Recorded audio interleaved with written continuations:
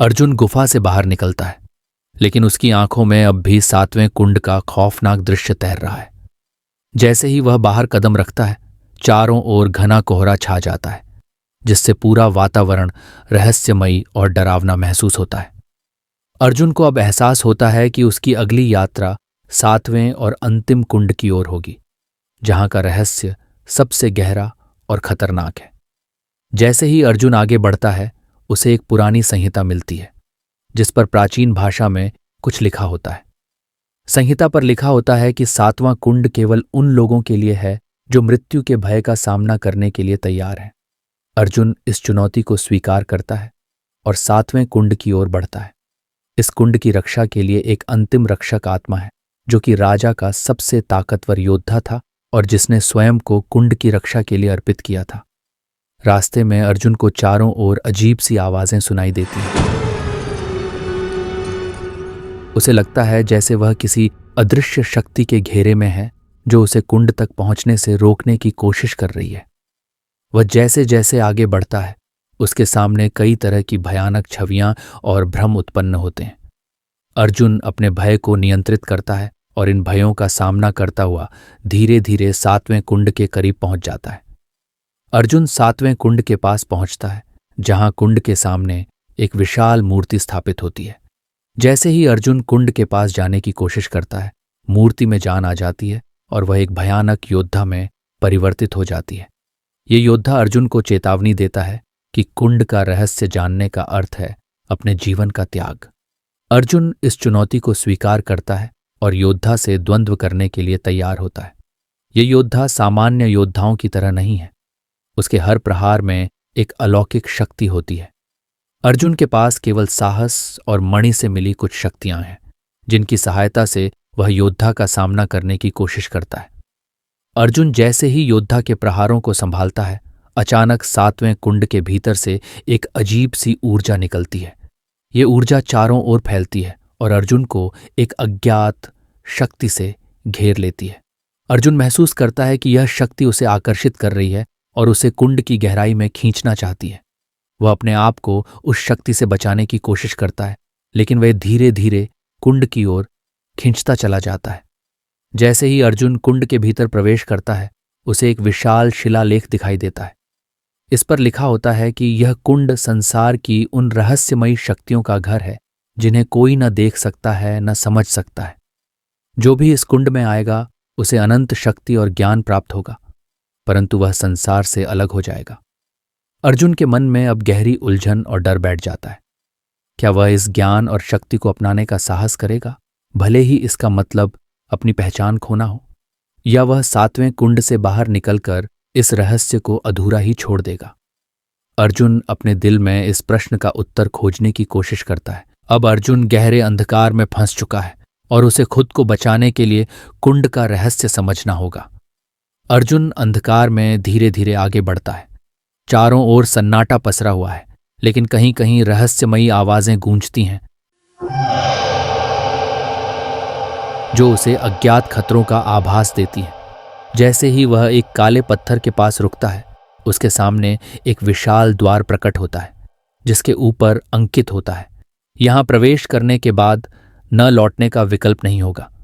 अर्जुन के कदम ठिठक जाते हैं। वह सोचता है कि क्या वह इस द्वार से आगे बढ़ेगा और कुंड का पूरा रहस्य जान पाएगा, या क्या उसे यहीं रुक जाना चाहिए। परंतु उसकी जिज्ञासा उसे द्वार खोलने के लिए मजबूर कर देती है। जैसे ही अर्जुन द्वार खोलता है, एक तेज रोशनी उसकी आंखों को चौंका देती है और वह एक गुप्त कक्ष में प्रवेश कर जाता है। उस कक्ष में अर्जुन को कुंड का जल साफ दिखता है, जो नीले और लाल रंग में चमकता है। वह समझ नहीं पाता कि यह जल अजीब तरह से कैसे चमक रहा है। अर्जुन आगे बढ़कर कुंड के किनारे पर पहुंचता है, लेकिन अचानक उसे कुंड के जल में एक आकृति तैरती हुई दिखाई देती है। धीरे धीरे जल से एक रक्षक आत्मा उभरती है।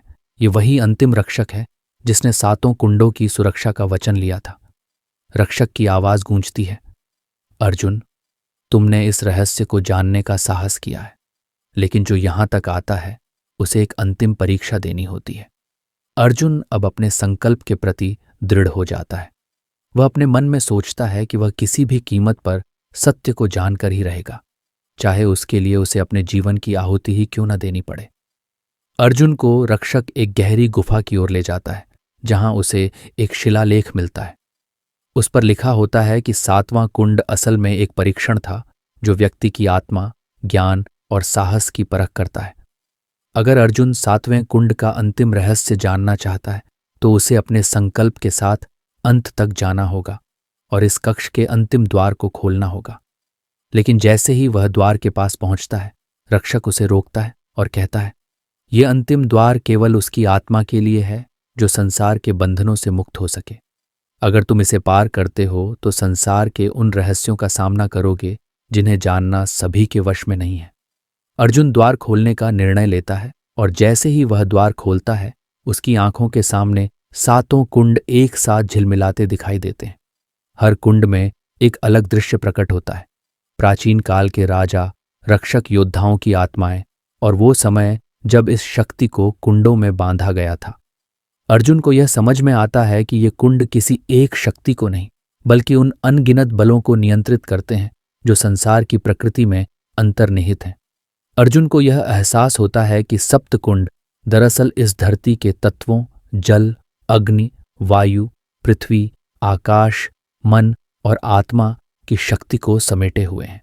इन्हें किसी एक व्यक्ति के नियंत्रण में जाने से रोकने के लिए ही इन पर रक्षकों की आत्माओं को बांधा गया था। अर्जुन यह समझने लगता है कि 7वें कुंड में वह अनंत शक्ति नहीं है जिसे वो अपने लिए इस्तेमाल कर सके। ये केवल आत्मज्ञान का मार्ग है जो उसे संसार की सच्चाई के निकट ले जा सकता है। अर्जुन को अब यह भी महसूस होता है कि अगर उसने इस शक्ति का गलत इस्तेमाल करने की कोशिश की तो उसकी आत्मा इन रक्षकों की तरह ही कुंड में फंस जाएगी और वह भी एक और रक्षक बन जाएगा। रक्षक अर्जुन को अंतिम चेतावनी देता है, अर्जुन, अब तुम्हारे पास 2 विकल्प हैं। या तो तुम इस शक्ति को अपनी यात्रा समाप्त करने के लिए उपयोग करो और संसार की रक्षा के लिए अपनी आत्मा की आहुति दो, या फिर इस सत्य को समझकर संसार में लौट जाओ। अर्जुन 7वें कुंड के सामने बैठा है। वह एक अनिर्णय में है। एक ओर उसका ज्ञान उसे इस अनंत शक्ति का उपयोग करने से रोकता है और दूसरी ओर उसका साहस उसे आगे बढ़ने के लिए उकसाता है। कुंड का जल अब नीले रंग में चमक रहा है, जैसे अर्जुन के निर्णय की प्रतीक्षा कर रहा हो। अचानक अर्जुन को 7 रक्षकों की आत्माएं दिखाई देने लगती हैं। वे उसके चारों ओर खड़ी होकर उसे अपने अपने जीवन के त्याग की कहानियां सुनाते हैं।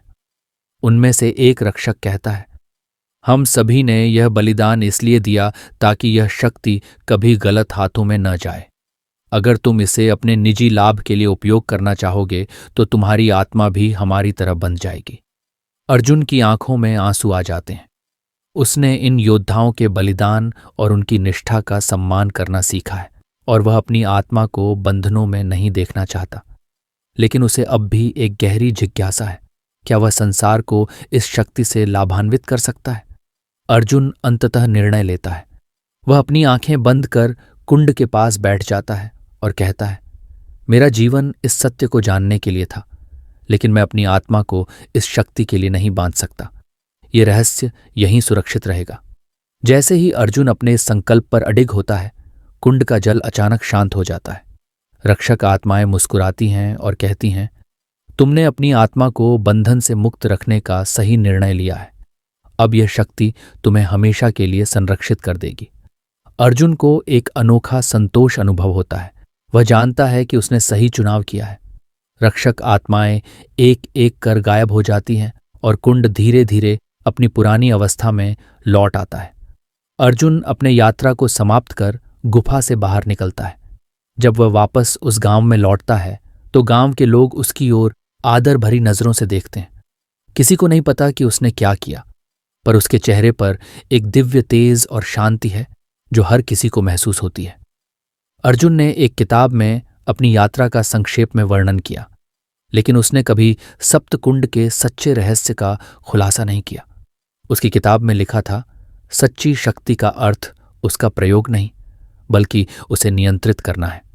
अर्जुन ने अंततः यह समझ लिया कि कभी कभी सबसे बड़े बलिदान में शक्ति का त्याग ही होता है। वर्षों बाद अर्जुन एक प्रेरणा के रूप में जाना जाने लगा। सप्तकुंड का रहस्य उसके साथ ही समाप्त हो गया और कुंडों को फिर से उनकी रहस्यमयी स्थिति में छोड़ दिया गया। अर्जुन के त्याग और साहस की गाथा उस गांव में सदियों तक याद की गई। अगर आपको हमारा वीडियो पसंद आया हो तो इस वीडियो को लाइक करें, चैनल को सब्सक्राइब करें और बेल बटन दबाएं ताकि आपको हमारे नए वीडियो का नोटिफिकेशन प्राप्त हो।